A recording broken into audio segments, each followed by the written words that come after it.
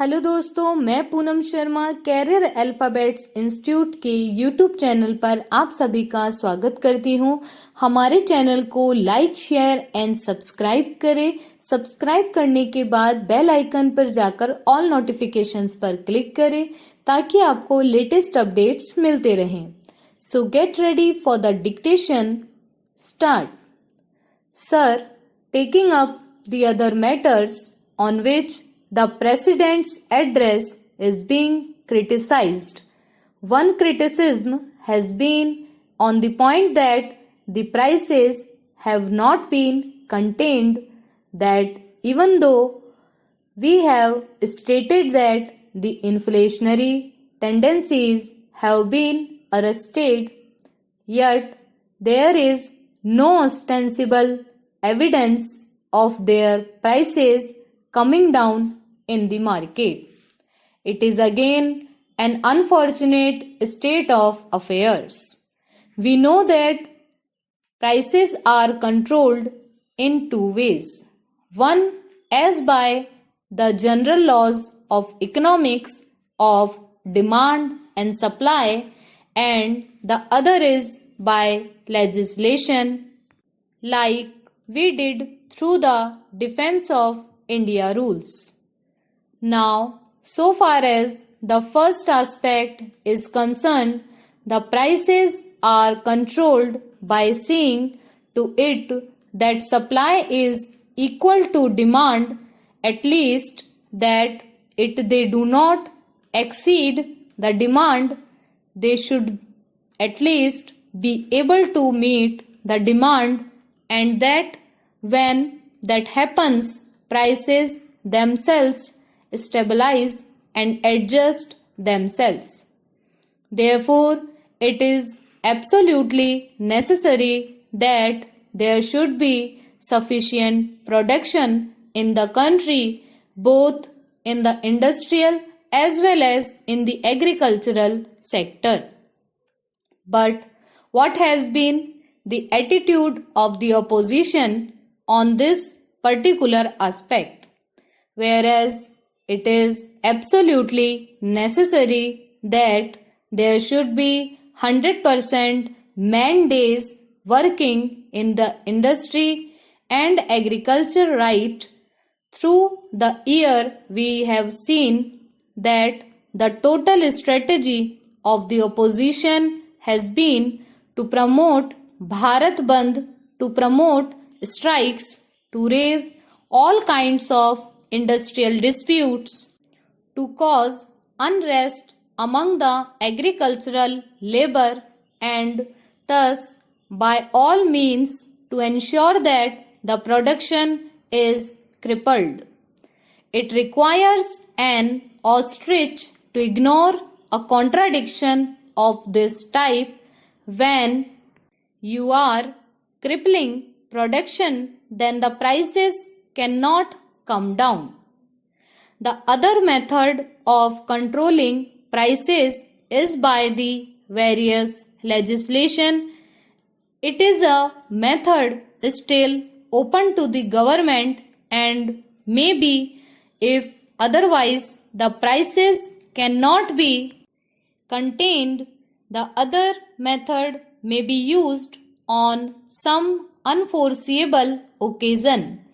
But speaking for myself, I would still be advocating and contain the prices by the normal economic laws.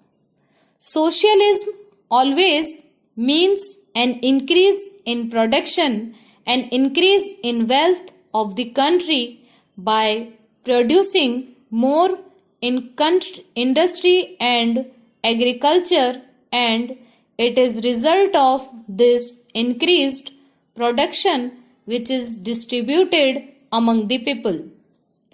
That is the concept of socialism.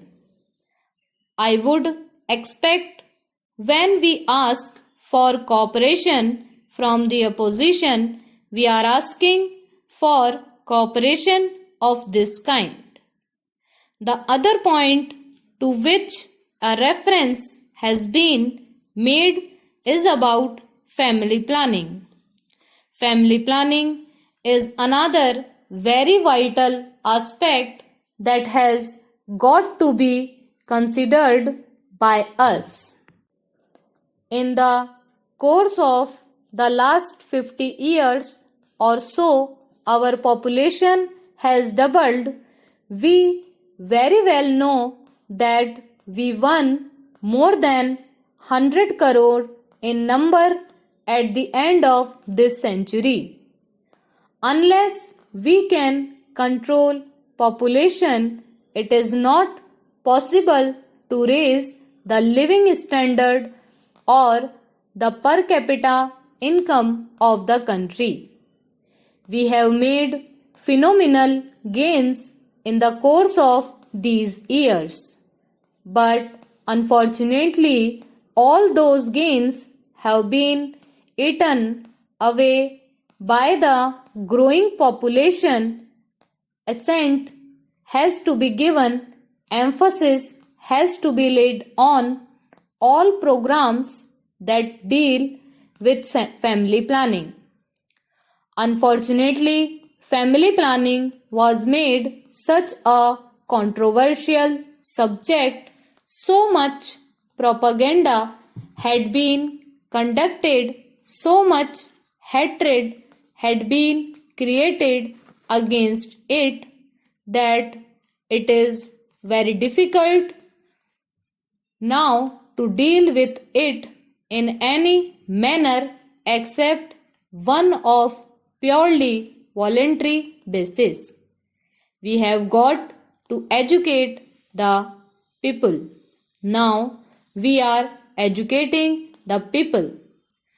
It necessarily takes time, but sooner or later we shall have to deal with this problem on a war footing.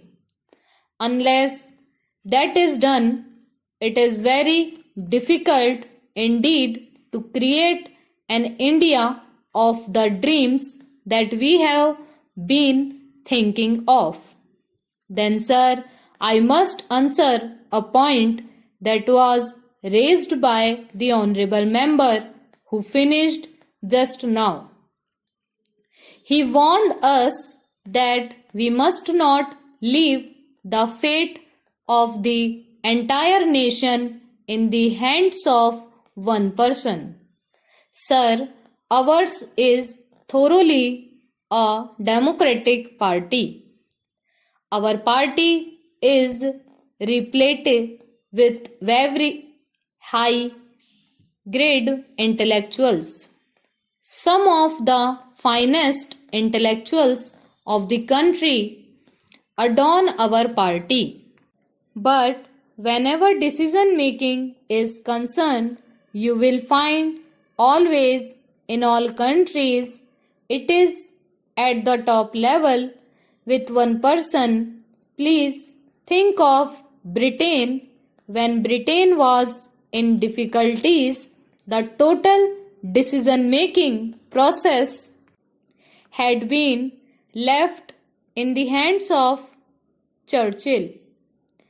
He was advised by his cabinet, he was advised by his advisors, but decision making process was in the hands of one man only.